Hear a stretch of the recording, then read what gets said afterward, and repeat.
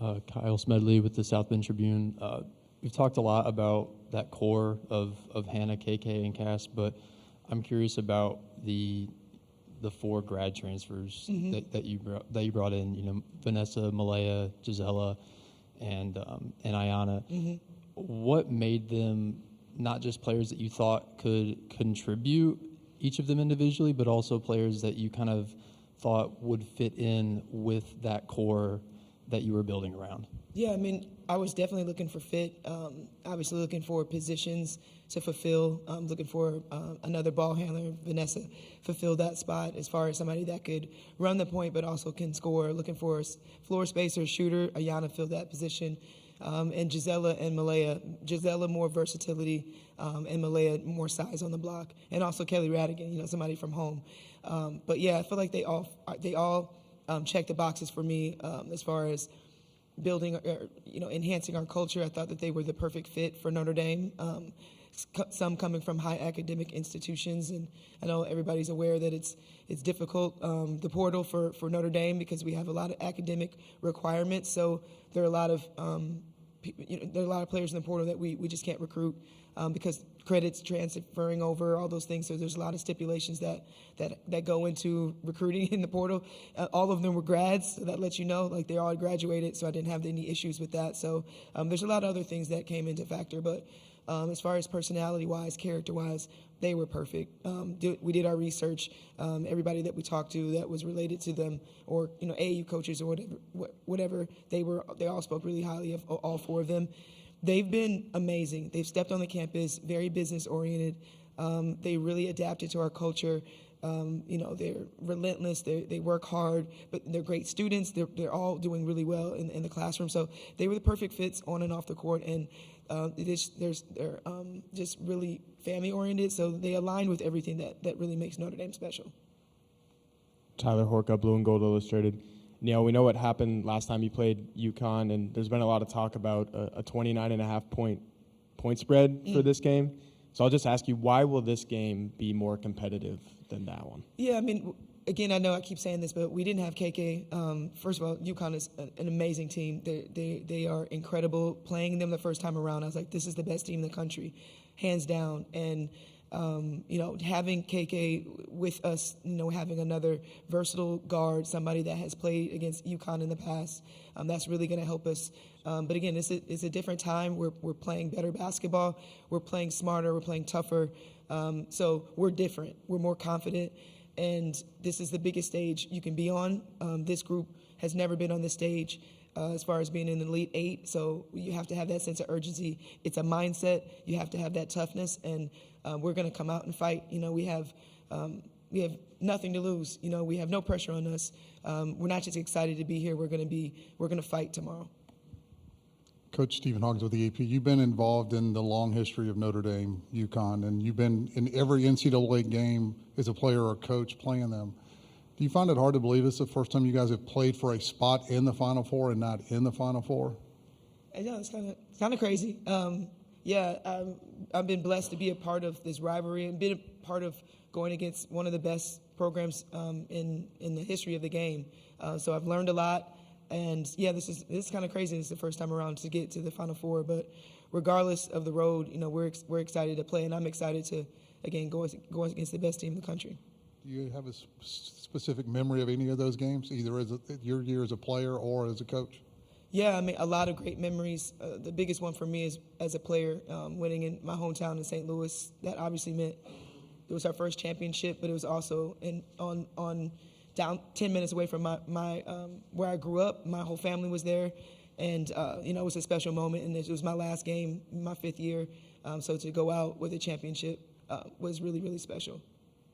And obviously that was in the semifinal round, but that Final Four playing UConn to get to the championship game was probably my most memorable experience.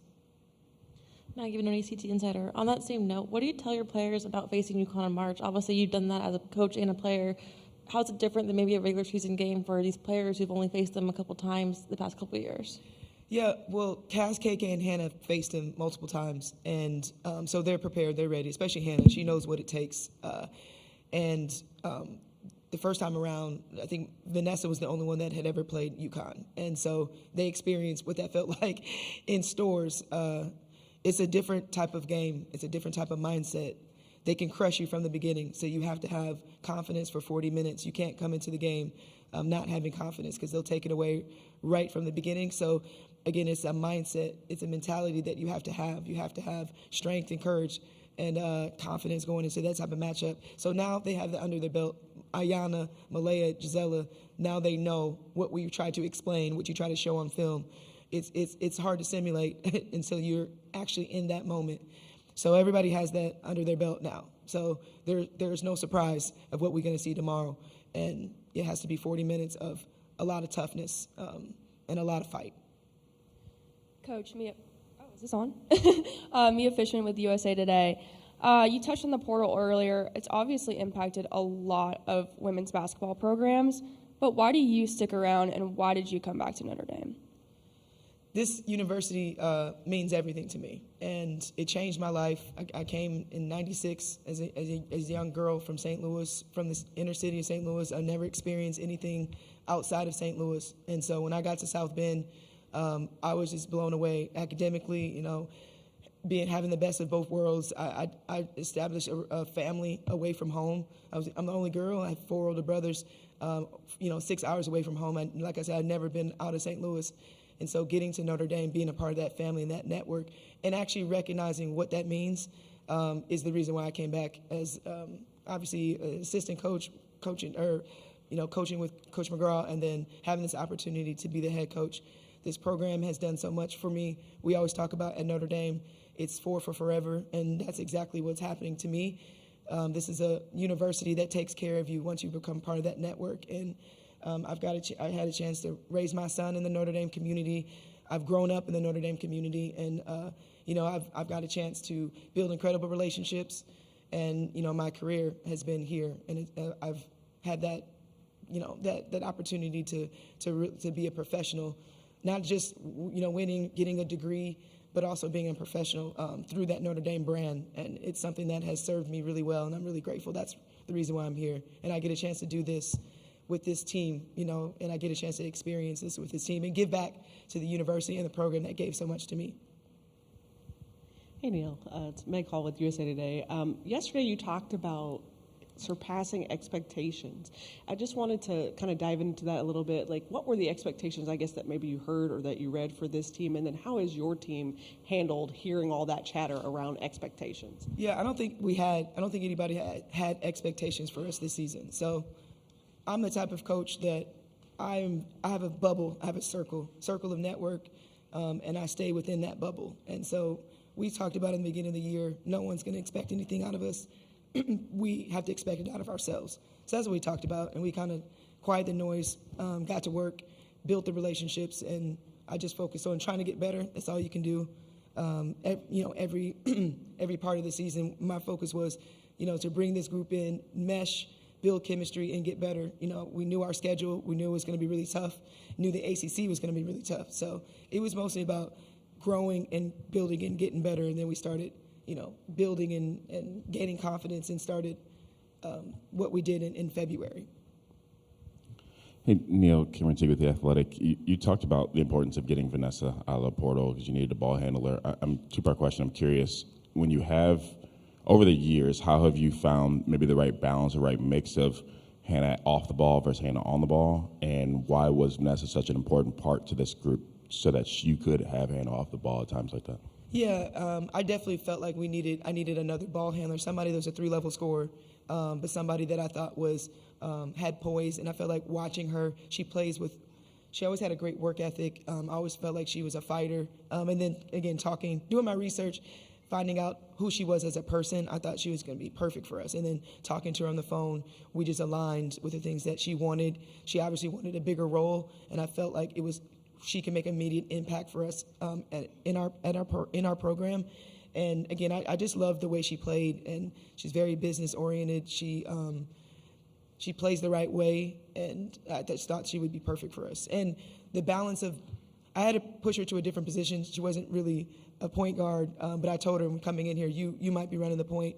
You're going to be off the ball as well. But I always like to have a balance. So because Hannah gets so many, tough defenders on her. Everyone schemes against her. So sometimes I like to relieve the pressure for Hannah so she could just be off the ball and be a scorer for us instead of having to facilitate. And V was locked in. She was like, Coach, I'll do whatever it takes to help us. And so that's the reason why I thought she was a perfect fit for us.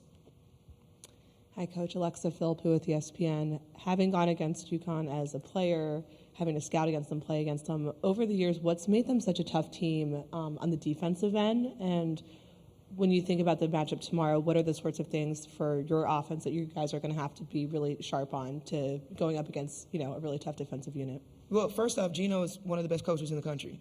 And so he's created a standard of excellence at UConn. And when you're part of that program, that's how you operate. And so that's number one. I think number two is they're very deep this year. So they have a lot of depth. I know in the past they was rattled with injuries here and there, but this year they're extremely deep. They have size. Sarah Strong is another great player. You have great players all the way around, all five, and then you have 6, 7, 8, 9 that can come in and start on anybody else's team. So when you have so much depth, you have athleticism, you have great shooting, and it's the way that they play. They're very relentless in the way that they play, and again, it's a standard that they have. So for us, you got to match the intensity.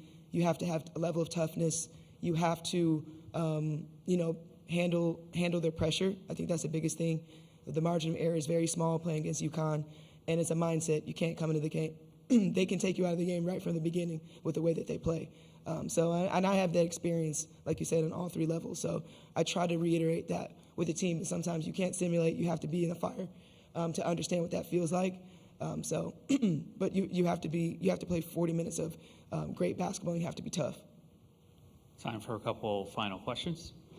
Hey, Niele, Chantel Jennings with The Athletic. I'm curious what you think about how the ACC prepared you guys to get to this point. Obviously, they were the power conference that had the fewest number of teams in the top 16 reveals, and I think throughout the season maybe didn't have as much representation throughout, whether that's the media or the committee or whatever. Right. Virginia, you guys, Duke, Louisville.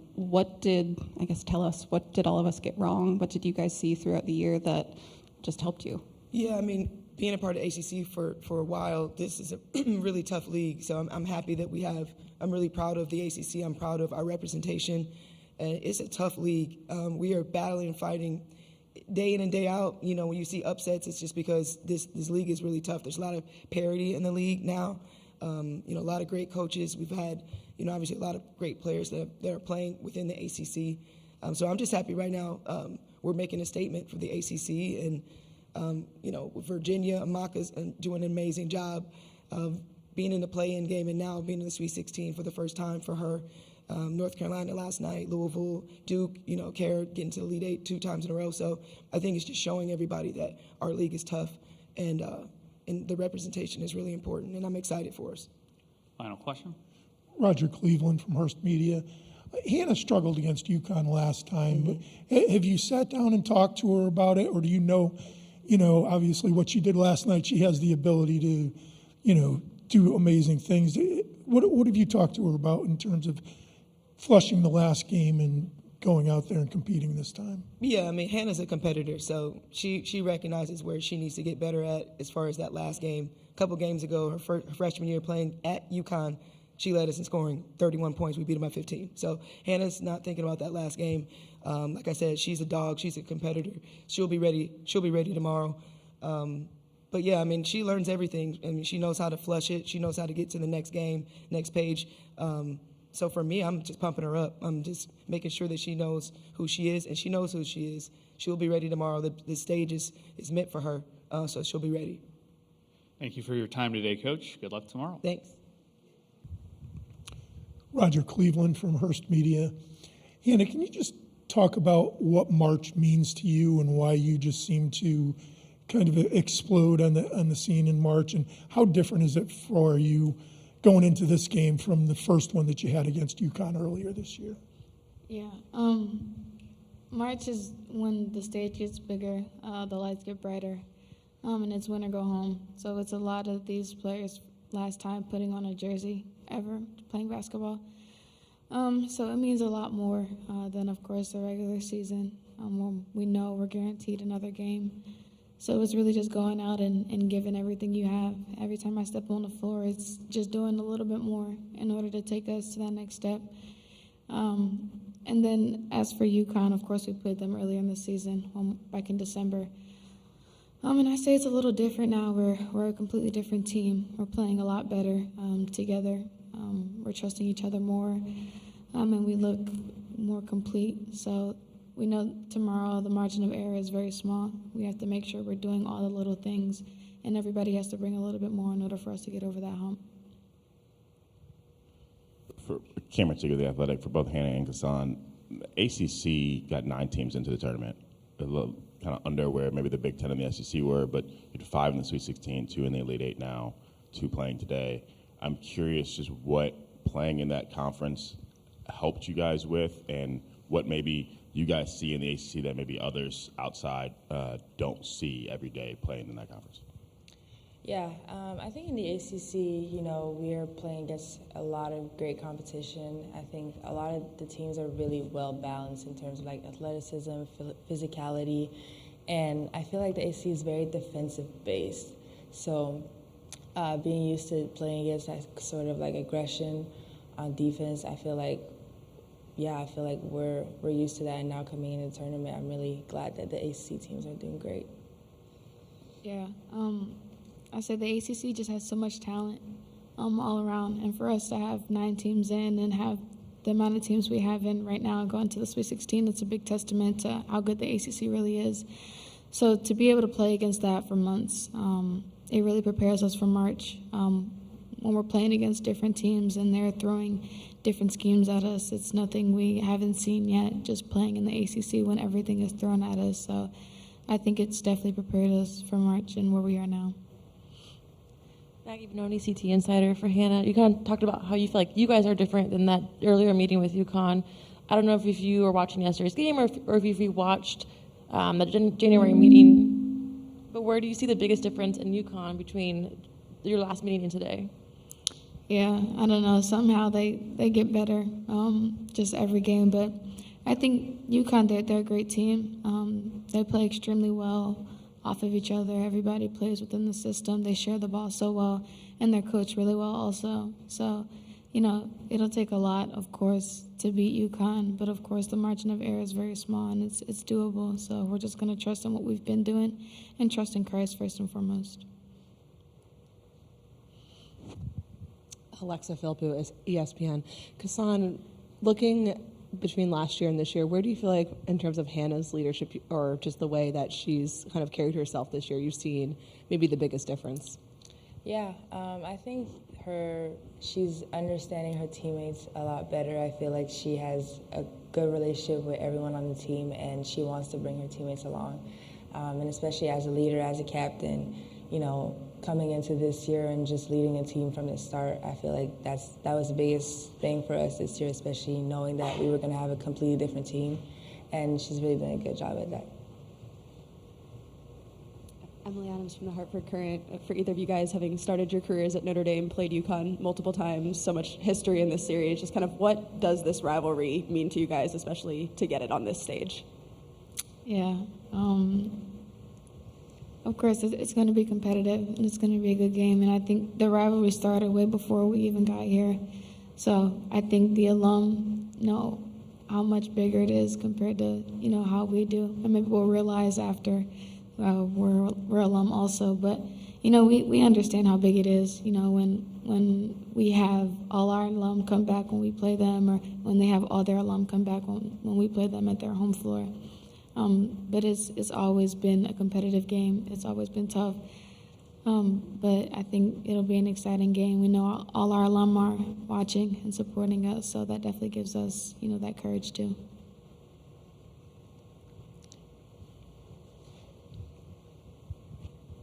Roger Cleveland from Hearst Media.